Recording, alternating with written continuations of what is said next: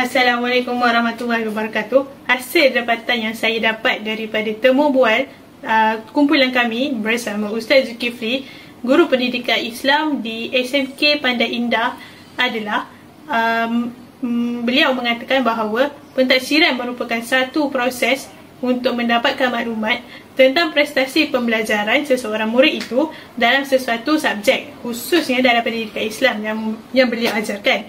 Dan seterusnya, untuk guru membuat penghakiman tentang produk sesuatu proses pendidikan itu berlaku. Baiklah, terdapat 3 jenis pentadsiran, iaitu pentadsiran untuk pembelajaran, pentadsiran sebagai pembelajaran dan pentadsiran tentang pembelajaran. Yang pertama adalah pentadsiran untuk pembelajaran. Pentadsiran ini yang melibatkan guru menggunakan bukti tentang pengetahuan, pemahaman dan kemahiran murid untuk memaklumkan tentang pengajaran mereka. Dan selalunya dia adalah formatif dan berterusan. Yang kedua adalah pentadsiran sebagai pembelajaran. Berlaku apabila murid adalah sebagai penilai mereka sendiri. Murid memahami pembelajaran yang guru ajarkan. Murid memantau pembelajaran mereka sendiri, bertanya soalan dan menggunakan pelbagai strategi untuk menentukan apa yang mereka tahu dan boleh lakukan dan bagaimana menggunakan pentadsiran untuk pembelajaran baharu. Yang ketiga pula, pentadsiran tentang pembelajaran, iaitu untuk melihat pencapaian atau penguasaan murid pada satu masa yang strategik, lazimnya di akhir sesuatu tempoh pembelajaran itu. Pentadsiran ini membolehkan murid, guru, ibu bapa dan pihak sekolah mengetahui kualiti pembelajaran seseorang murid itu. Kebiasaannya ia adalah berbentuk sumatif. Okey, baiklah, kita teruskan kepada jenis pentadsiran formatif. Jenis pentadsiran formatif daripada temu bual Ustaz Zulkifli dari SMK Pandan Indah menjelaskan bahawa jenis pentadsiran formatif ini dijalankan di sekolah beliau adalah menerusi analisis saya. Beliau menjalankan pentadsiran formatif ini pada sepanjang tempoh pembelajaran. Seterusnya, pada analisis saya, pentadsiran ini dilaksanakan kepada semua tingkatan, iaitu melibatkan semua pelajar. Menurut Cikgu Zulkifli dari SMK Pandan Indah, beliau mengatakan jenis pentadsiran ini sangat sesuai dan berkesan untuk pelajar kerana ia membantu pelajar belajar dengan lebih baik. Pelajar juga mendapat maklum balas segera tentang apa yang mereka faham atau apa yang mereka perlu faham, dan mereka tahu apa yang perlu diperbaiki dan boleh memperbaiki sebelum dinilai secara sumatif, iaitu seperti peperiksaan. Seterusnya, jenis pentadsiran formatif ini juga mempunyai tekanan yang kurang kepada pelajar kerana tiada markah besar atau grade. Jadi pelajar lebih berani mencuba dan bertanya kepada guru. Cikgu Zulkifli juga menjelaskan bahawa pelaksanaan jenis pentadsiran formatif di SMK Pandan Indah berdasarkan maklum balas terhadap pelajar dan guru. Daripada sudut pelajar, pelajar tahu apa yang mereka sudah kuasai dan apa yang masih lemah. Daripada sudut guru pula, guru dapat mengenal pasti murid mana yang perlu bantuan tambahan dan topik mana yang perlu diajar semula. Sebenarnya, daripada maklum balas daripada pelajar juga boleh membantu guru menilai keberkesanan PDP mereka dan ubah suai pendekatan jika perlu. Okey, baiklah, kita teruskan kepada contoh pentadsiran jenis formatif. Yang pertama adalah tugasan yang ringan, iaitu guru boleh memberikan tugasan yang ringkas sahaja untuk pelajar selesaikan dalam masa yang singkat dalam proses pembelajaran untuk menilai pemahaman pelajar terhadap sesuatu topik tersebut. Baiklah, sekian saja daripada saya. Terima kasih. Pentadsiran sumatif.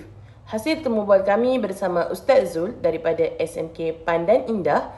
Ustaz menjelaskan pentadsiran sumatif ialah penilaian yang dijalankan pada akhir sesuatu tempoh pembelajaran. Sebagai contoh, peperiksaan akhir tahun, peperiksaan pertengahan tahun dan peperiksaan awam seperti SPM. Ia bertujuan menilai pencapaian murid secara keseluruhan berdasarkan standard yang ditetapkan oleh kurikulum. Dalam subjek pendidikan Islam, pentadsiran sumatif bukan hanya melibatkan ujian bertulis semata-mata. Ustaz Zul juga menjelaskan bahawa dalam subjek pendidikan Islam, ia juga terdapat penilaian lisan seperti hafazan, bacaan Al-Quran dan amali solat. Ini kerana pendidikan Islam bukan hanya menilai aspek pengetahuan semata-mata, tetapi ia juga menilai akhlak dan penghayatan pelajar dalam kehidupan seharian mereka. Berdasarkan analisis saya melalui temu bual bersama Ustaz Zul, Saya mendapati pentaksiran sumatif sangat penting kerana ia membolehkan guru menilai sejauh mana pelajar telah menguasai isi pelajaran serta menilai keberkesanan dan kaedah pengajaran yang digunakan oleh guru. Keputusan pentaksiran ini juga amat penting dan boleh dijadikan panduan untuk menentukan hala tuju pelajar. Sekian, itu sahaja. Seterusnya. Daripada perbincangan temu bual bersama Ustaz Zul, Guru Pendidikan Islam SMK Pandan Indah, beliau menggunakan pelbagai alternatif dalam menjalankan pelaksanaan pentaksiran formatif maupun sumatif. Beliau mengaplikasikan kaedah pemerhatian dan juga lisan dalam bilik darjah. Sebagai contohnya, Ustaz Zul, beliau memantau murid membaca Al-Quran secara tartil. Ustaz Zul juga menganalisis kemampuan murid dengan merekod prestasi mereka setiap kali selepas habis PDP. Selain daripada itu, Ustaz Zul juga menjalankan soal jawab secara lisan, memberi latihan bertulis dan juga berikan penilaian kendiri kepada murid-murid supaya murid-murid dapat tahu kemampuan masing-masing berada pada tahap yang mana untuk ditingkatkan usaha. Dalam konteks pelaksanaan pentaksiran sumatif pula, Ustaz Zul mengaplikasikan 3 kaedah untuk memastikan pentaksiran berjalan dengan lancar, iaitu yang pertama ujian bertulis, yang kedua tugasan berkumpulan dan yang ketiga pembentangan aktiviti setiap bab. Melalui hasil yang dilaksanakan oleh murid-murid, Ustaz Zul dapat menilai tahap penguasaan murid-murid sama ada berada pada tahap yang rendah maupun yang tinggi.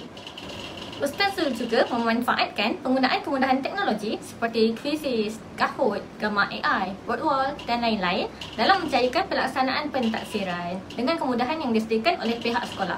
Secara keseluruhannya, PDP, kaedah pelaksanaan yang diterapkan di SMK Pandan Indah ini adalah pentaksiran formatif dan sumatif yang merangkumi aspek penting dalam pendidikan Islam itu sendiri, iaitu falsafah pendidikan kebangsaan dan falsafah pendidikan Islam untuk melahirkan model insan yang seimbang daripada 4 aspek utama iaitu jasmani, emosi, rohani dan juga intelek.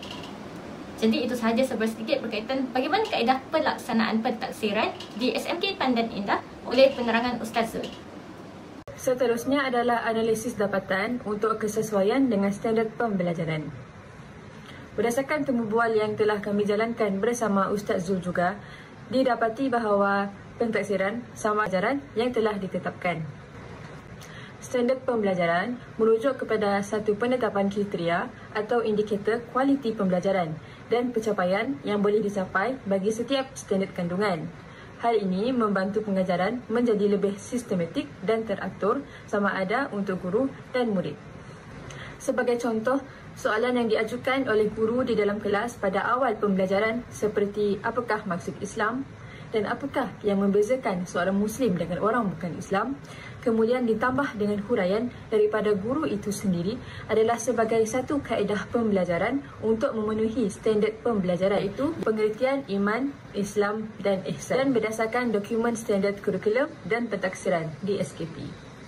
Hal ini bukan sahaja menambah pengetahuan asas murid berkaitan sesuatu topik, malah menjadi panduan dan raka bagi guru untuk pembelajaran.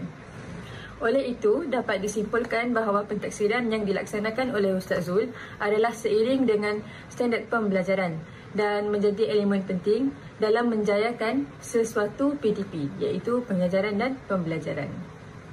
Seterusnya, penjajaran konstruktif dalam temu bual ini dapat dilihat melalui hasil pembelajaran yang jelas dan seiring dengan SKP. Sebagai contoh, persoalan yang ditanya dalam pentaksiran seperti apakah maksud Islam disesuaikan dengan standard kandungan dan juga standard pembelajaran dalam DSKP ini. Hal ini menunjukkan penyusunan objektif pembelajaran yang jelas dan juga terarah. Selain itu, aktiviti pengajaran disusun selaras dengan objektif pembelajaran. Aktiviti seperti soal jawab lisan, hafazan dan juga bacaan Al-Quran menyokong pencapaian hasil pembelajaran yang telah ditetapkan. Pembelajaran bukan hanya berlaku secara pasif tetapi berlaku secara aktif dan juga reflektif. Di samping itu juga, bentuk pentaksiran dinilai secara menyeluruh. Pentaksiran formatif dan sumatif digunakan untuk menilai sama ada murid mencapai hasil pembelajaran dengan baik, tidak hanya dalam aspek kognitif sahaja tetapi juga efektif dan juga psikomotor. Akhir sekali, kepelbagaian kaedah untuk menyesuaikan tahap murid. Ustaz Zul mengakui cabaran seperti tahap penguasaan murid yang berbeza dalam kalangan murid itu wujud. Oleh itu, penggunaan pelbagai strategi pentaksiran dan juga teknologi diperlukan membagi memenuhi keperluan semua murid sejajar dengan prinsip pembelajaran berpusatkan pelajar. Kesimpulannya, melalui temu bual ini, pelaksanaan pentaksiran oleh Ustaz Zul menunjukkan penjajaran konstruktif yang mantap, di mana hasil pembelajaran kaedah pengajaran dan bentuk pentaksiran saling berkait dan menyokong antara satu sama lain. Perkara ini bukan sahaja memastikan penguasaan ilmu oleh murid, malah menjadikan pembelajaran pendidikan Islam lebih bermakna, seimbang dan juga berimpak tinggi selaras dengan pendidikan kebangsaan. Antara cabaran utama yang dihadapi oleh Ustaz Zulkifli melalui temu bual yang telah kami jalankan ialah setiap pelajar mempunyai tahap penguasaan yang berbeza. Bagi mencapai objektif pembelajaran, Ustaz Zulkifli menggunakan kaedah sumatif dan formatif bagi menilai keberkesanan pembelajaran seperti yang disebutkan oleh pembentang sebelum ini. Contohnya, gamifikasi penggunaan teknologi seperti quizzes, word wall dan sebagainya. Isi kandungan pembelajaran tetapi juga mengamalkannya. Kita ambil contoh daripada kisah Ustaz Zulkifli sendiri, di mana beliau setiap kali berjumpa dengan pelajar, beliau akan bertanyakan mengenai pembelajaran yang sebelumnya. Contoh, ianya berkaitan surah, beliau akan meminta pelajar tersebut mengulang surah yang pernah dihafalnya. Daripada situ, Ustaz Zulkifli mengetahui pelajar tersebut bukan hanya sekadar menghafal tetapi juga mengamalkannya. Sekian sahaja daripada kumpulan kami. Terima kasih.